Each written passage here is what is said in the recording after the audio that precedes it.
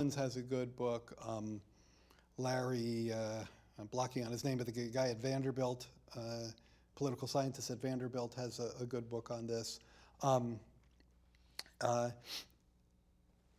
My concern, I'll get to you. There's very much there are very interesting and important connections between, and I'll say them from lowest to highest in terms of concentration: wealth, income, wage, income, wealth inequality. That is, wage inequality, there's a lot of it. Income inequality, there's more of it. Wealth inequality, wealth is even more concentrated. There's a very important new book by Thomas Piketty, a French economist, it's called Capital in the 21st Century. And he is positing a problem that I've been observing as well, that suggests when wealth inequality, and part of this is fairly mathematical, and I don't mean complicated, I mean that it's almost a mathematical identity, that when wealth inequality becomes excessively concentrated, and the return on investment from that wealth, because remember, if you've got a bunch of assets and the market goes up a couple of percent, that's a lot of dollars for you just based on your base of assets and on compounding versus someone who's living off $50,000 a year. It's about the median income. Once that return on investment starts beating the economy's growth rate, which is what we've seen lately, wealth concentration just exacerbates.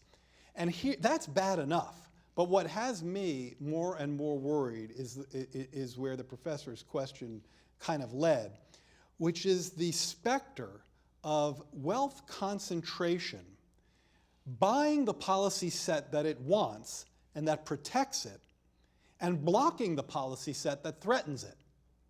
And again, I've written about this pretty extensively, and I've posited a model wherein there's a vicious cycle here. And the model predicts things like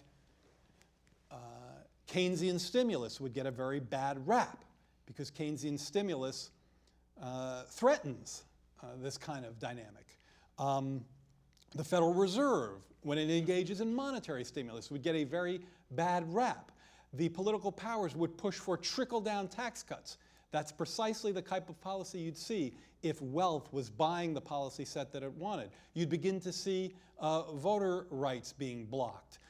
You'd begin to see an agenda that seemed particularly favorable towards preserving wealth and particularly unfavorable towards ideas like a higher minimum wage. And I think we see all of that in our politics today.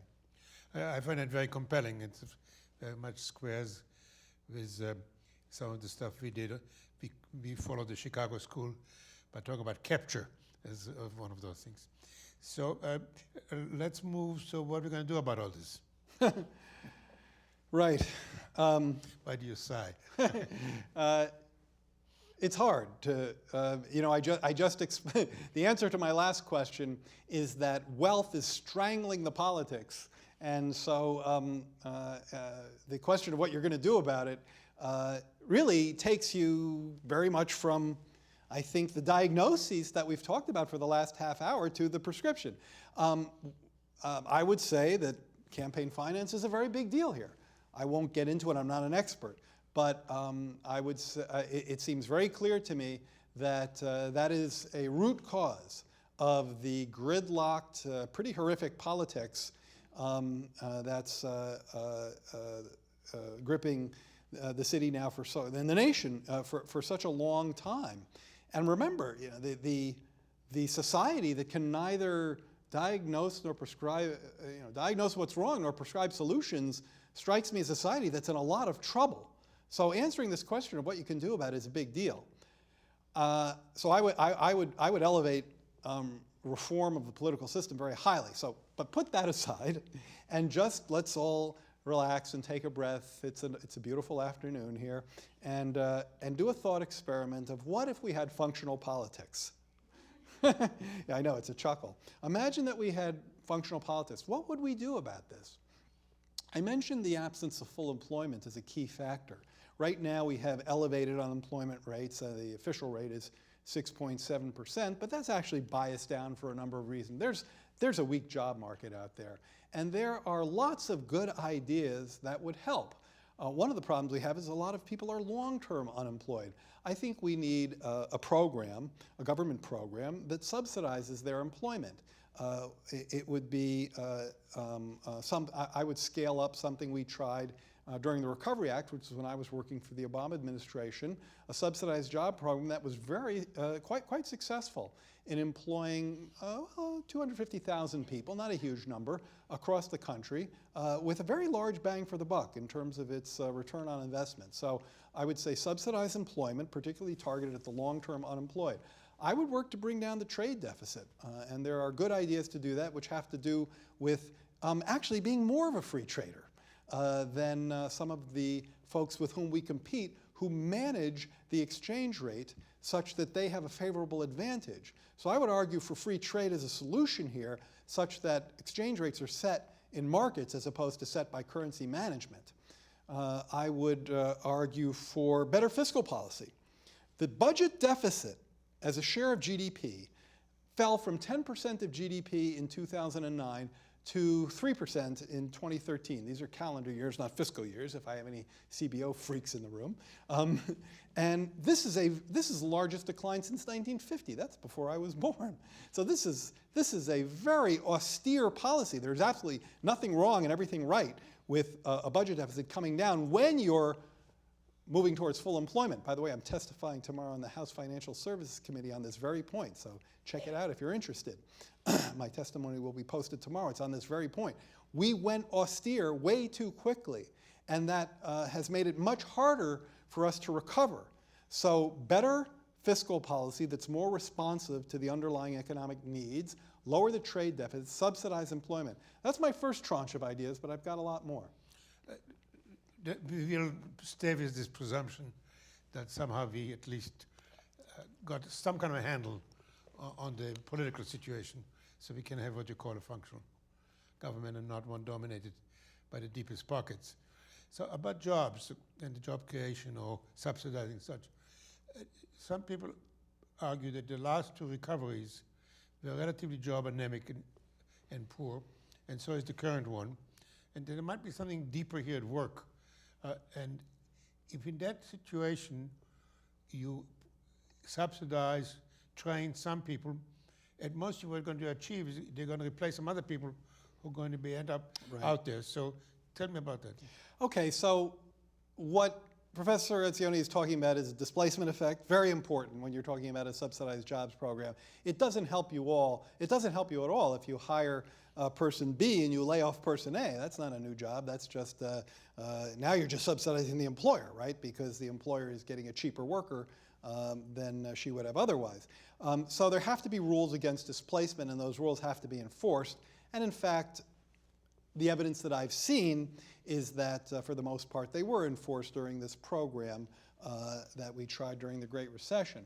I think that the problem that you mentioned, the fact that the last few recoveries have been jobless recoveries, is not a big mystery that has to do with an acceleration, for example, of labor-saving technology. There's this idea out there, you alluded to it before when you mentioned Silicon Valley. There's an idea out there that we're not going to have as many jobs as we did in the past. We're facing more jobless recoveries. It's going to be tougher for us to get there because technology is replacing labor at a quicker rate than it has before. Now remember, that's been an argument for 200 years. You know, the Luddites have always been wrong eventually. Maybe they're right this time, but I don't think so. What I've seen in every one of these recoveries is just simply very weak demand. Very weak demand, slow economic growth. If you look at the recoveries where employment has come back quickly, the economy has tanked and contracted, and then it started growing at rates of 3, 4, 5, 7, 8, 9%. I'm not making those numbers up. That's kind of your grandfather's recession recovery, a V. You know, our recoveries now are L's, sort of backward-leaning L's. You know, they go down and they sort of trickle back up, trickle up. And this is a real problem. I hear economists all the time. Like I said, I debate these folks on cable TV. Say, you know, the economy is growing a trend. This is a good thing. It's true, the economy is growing a trend. This is a bad thing. You have to earn your trend. You have to replace your lost output. you have to get your unemployment rate back down to its full employment rate before you're ready to go back to trend. You have to reabsorb the underutilization of your capital, of your labor. And so we have had weak demand recoveries for years, these last couple of cases, and in large part because of really lousy policy. So prove it, I'll prove it. Now, as most macroeconomists, I have an N of 1, which ain't good, but that's what macro is, unfortunately. And that's, look at the 1990s. The 1990s started as a weak recovery, jobless recovery, a wageless recovery. Once we got jobs, we didn't have wages. And yet, by the end of that recovery, we were clearly at full employment. The unemployment rate dipped below 4%. The 20th percentile wage, the real wage of low-income workers, was growing at the rate of productivity for 3 or 4 years there, for a real New York minute. The median household was growing at the rate of productivity. Poverty fell more quickly than it had any time on record, and even for the most disadvantaged workers. The employment rates of the most disadvantaged workers, employment rates, went through the roof. We employed tons of single moms coming off of welfare. We achieved full employment. Why? In no small part because a guy named Alan Greenspan, who gets a lot of flack for a lot of good reasons, realized that, in fact, the unemployment rate could go much lower than they thought it could at the Fed without triggering spiraling inflation because of the acceleration in productivity growth. And the Fed let it happen. The Fed stepped back and let us have an accelerated recovery. Now, there was a bubble in there, and that was problematic, and we can get into that. But we achieved full employment with all the results that I would have predicted, that my models would have predicted. So we can do it. I can't completely not use this opportunity to tell you that together with the Trachtenberg School of Public Policy, we're going to revisit at one point on April 10 and have a whole session just on that one point. Is the new digital revolution causing a different level of kind of loss of jobs or not? And the example the economist gave, when Kodak closed recently, they fired 45,000 people. When Instagram opened, they served 30 million people with 15 persons. Yeah. So some people see this. No, it's a perfectly intuitive thought. When you said Instagram, I have a bad feeling because my 14-year-old daughter is constantly on Instagram, but that's a different problem. When you say intuitive, you really mean not scientific. Yeah. Okay. Right, exactly. I mean, no, that's a very, there are, there's a couple of guys, and they're friends of mine, Eric Brynjolfsson and Andrew McAfee, have written a couple of books on this issue. And the question really, the way an economist puts it, it's a little technical, but I think it's a good way to put it, has the pace at which technology replaces jobs accelerated? Has labor-saving technology accelerated? That's the question, okay? And they've argued that it has. And Andrew and Eric are friends of mine, and they're the smartest guys in the room who are looking at this. I'm very happy to have them looking at this, and they may well be right. But they themselves will tell you that this is all at the level of anecdote. It is all at the level of anecdote. And what I believe what I believe about this pretty deeply is that you can't possibly know whether these anecdotes amount to anything when we're operating with so much slack in our economy. Absent full employment, you just can't know the extent to which these matters are playing out the way Andrew and Eric say they are. They may be right, but with terrible fiscal policy, pretty good monetary policy, but with terrible fiscal policy, with the essential ignoring of the worst long-term unemployment problem we've ever had, the Congress, in its wisdom, just decided to allow unemployment insurance benefits to expire when long-term unemployment was close to historical highs. Now it is coming down, but it's still way above where it's been in the past when we've allowed unemployment benefits for long-termers to expire. So it's impossible with such terrible economic policy to blame the lack of job creation on technology when your first and most obvious, it's Occam's razor, your first and most obvious factor here is weak demand. Now when we get back to a more normal business cycle, then I think we can evaluate whether those guys are right or not. There are a lot of people in the room who want to ask you questions, but before that, just one more. So you said there are more things up your sleeve, what you would do. So maybe just give us a short list of those. Sure. There's something called work sharing, which I think is a really interesting idea. This is where instead of laying people off when you hit a rough patch, you reduce everybody's hours. So it's if you have 100 people in your firm and demand falls by 20%, typically you'd lay 20 people off and they'd all get unemployment insurance. Under work sharing, everybody gets their hours cut a fifth, and unemployment insurance benefits make up part of the difference in wages. So it keeps people on the job, keeps the unemployment rate from going up, preserves workers and their skills. It does spread the pain around more broadly, and that's, nothing's perfect. So I want to be clear about that, but it does. But Germany used that to great effect. Now here's the kicker with that one. Happens to be the law of the land. Believe it or not, we have such a plan in the United States, but it is terribly underutilized. I would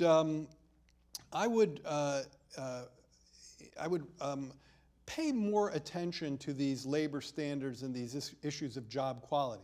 Increasing the minimum wage seems to me to be a very important policy. The evidence around it suggests that moderate increases don't have anything like the job loss effects that critics worry about. Let me see, what am I leaving off? I mentioned subsidized employment, going after the trade deficit. Yeah, I think that I think I've ticked through most of my list. If I can think of anything I've left off, I'll come back to it. Oh, one other thing, and this is some work of some local economists that have done a lot of this, Harry Holzer and Bob Lehrman. Apprenticeships and on-the-job training. These are very good ideas to help offset high levels of youth unemployment, and they've got a paper coming out from a project I'm working on soon that I commend to you. So I like that idea as well. Well, thank you. Very thorough and comprehensive review.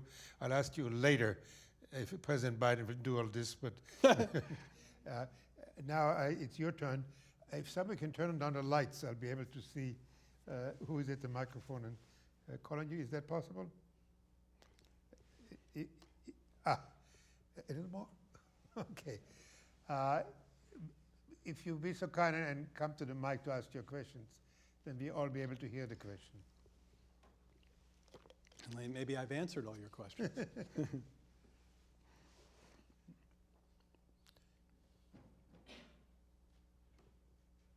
One of the issues that is facing the United States is our infrastructure across the United States is in terrible shape. How would you propose that we get over this issue of political gridlock to address this need?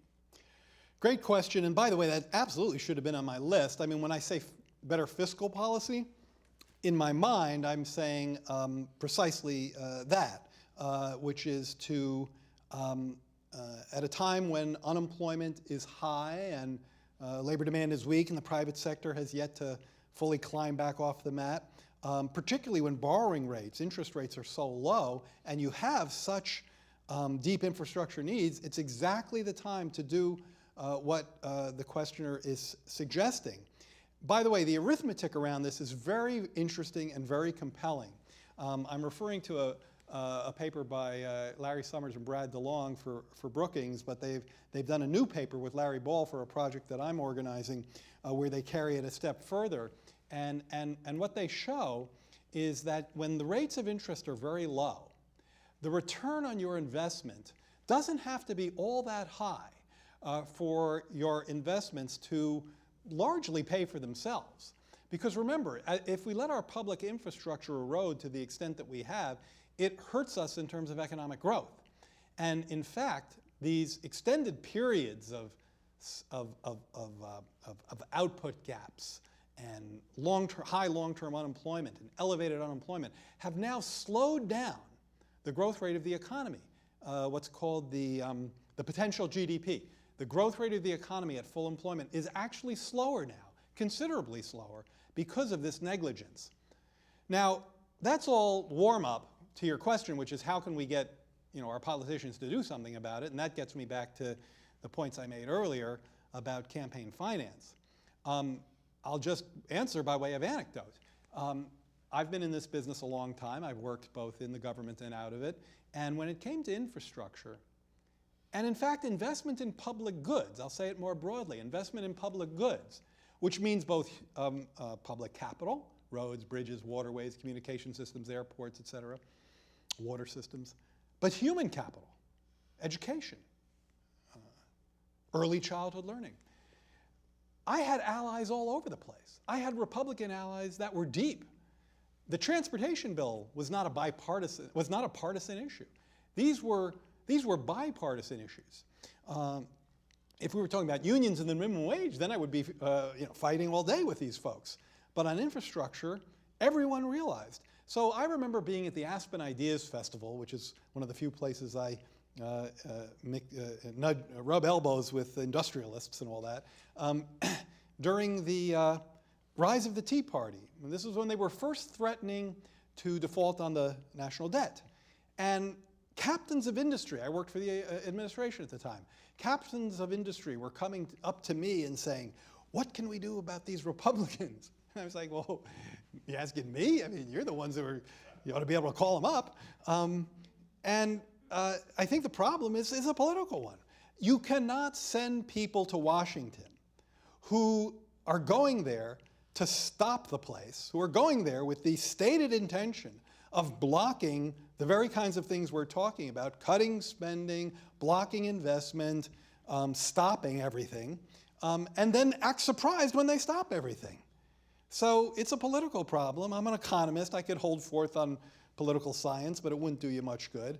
I have identified campaign finance as key to this. I guess I would suggest that all of us, and here I'm talking to the academic community, to you, to the director of the program, I would say that we need to do a much, much better job of educating people of the role of government in their lives. Now, if the library, and it has to be down to the level of their lives. I mean, if the library is closed and you can't get there, if Head Start isn't there for your kid, if the road to school screws up your underbelly of your car, if you've got a boatload more snow days because you've screwed up the climate, these are issues that imply a significant role for government, and getting government out of the way is not going to help. So we have to do a lot more in terms of education and campaign finance. And I don't mean education, I'm not saying K through 12 and college. I'm talking about the electorate. That's a full-time job. I just want to ask you one more thing on the list. How about tax reform? Not only, at least the economists argue that if you had a lower rate and fewer deductions, another dream ticket, that would help. But I'm particularly interested in the question that we tax capital differently than labor, and does that not discriminate against labor? You know, I do think that some of that goes on. I think the idea that you can lower tax rates and see a bunch of wonderful things happen in terms of growth has been shown to be false many times over. This idea of supply side, this notion of supply side trickle down has a ton of empirical evidence against it. There are a couple of graphs that have actually changed some of my. I used to pay less attention to the impact on the tax structure on inequality because so much of the increase in inequality has been a pre-tax phenomenon. But there are a couple of graphs that I mentioned Thomas Piketty a minute ago. Well, Emmanuel Saez and Piketty have, I think I'm pronouncing the names correctly, have done tons of work on these issues. And they have some graphics that are quite telling. They show that countries that have cut their top marginal tax rate the most, and this is income, so it's not a direct answer to your question, but I'll get to the capital thing in a minute. Countries that have cut the top rate on income tax the most are countries that have had the highest increase in pre-tax inequality. Then the second graph after that looks at the relationship between those chopping down those top marginal tax rates for the wealthiest people and growth per capita, and shows no relationship, just a scatter plot. So that graphic does two things. It disproves trickle down, because if you look at at least at that very simple level, if you look at scatter plot between countries that have cut the most at the top in growth, there's no relationship, and it shows a very pretty compelling correlation between chopping your marginal tax rates down at the top and an increase in your pre-tax inequality. So I do think that the tax code matters, and that regressive changes in the code, of which favoring capital incomes or non-labor incomes is part of what we've done, is implicated in the increase in inequality. I don't probably believe, I guess I'm what economists call a small responder. In economics, you've got large responders and small responders. Small responders tend to view elasticities, which is the rate at which one variable reacts to a change in another variable, as pretty low, generally speaking, and large responders view it pretty high. I don't think you can tweak tax rates and see big changes in employment growth or capital investment. I think that Keynes was basically right about that in a kind of accelerator models, which really have demand at the core. Well, thank you very much. Would you kindly use the microphone? Thank you very much. I wonder if you could just explain a little more your attitude about why inequality has gotten worse over the last 30 years. I mean, in the last 30 years, we've had presidents from Reagan to Obama and everything in between. We've had Congresses that are Republican, Democratic, whole variety of different fiscal policies. You mentioned the trade deficit as a factor, but if you look at China, their increase in the Gini coefficient has tracked pretty closely the increase in the US, and yet China is running a big surplus. So there must be other things going on, or the way everything comes together, that leads to this situation in the US, which is different from, as you mentioned, the other advanced economies like Germany. So I think first of all, inequality in China is more complicated than I think your Gini coefficient example makes it sound. Interestingly, I actually find the Gini coefficient to be a somewhat insufficient summary measure, because the Gini coefficient is not particularly influenced by large concentrations at the top or large absence of concentrations at the bottom. It tends to be mostly moved by changes around the middle of the income scale. And if you look at the concentration of income among if you start to look at the kind of the evolution of the wealthy in China, you certainly will see inequality rising, but you'll also see a middle class beginning to surface. And I think this very much relates to China reinvesting their surplus domestically. If you listen to Chinese leaders rhetorically, they'll begin to say, and they don't talk about it the same way we do, they'll begin to say, we have been disinvested. I'm not a China expert. Now, if there are China experts in the room, they may jump all over me for this. But my interpretation of what I've heard is that Chinese policymakers are beginning to awaken to the reality that they need to invest more domestically, that the mercantilist, export-driven, surplus-driven model has actually hurt them in ways that are very consistent with my model. And as their trade surplus comes down, I believe it will help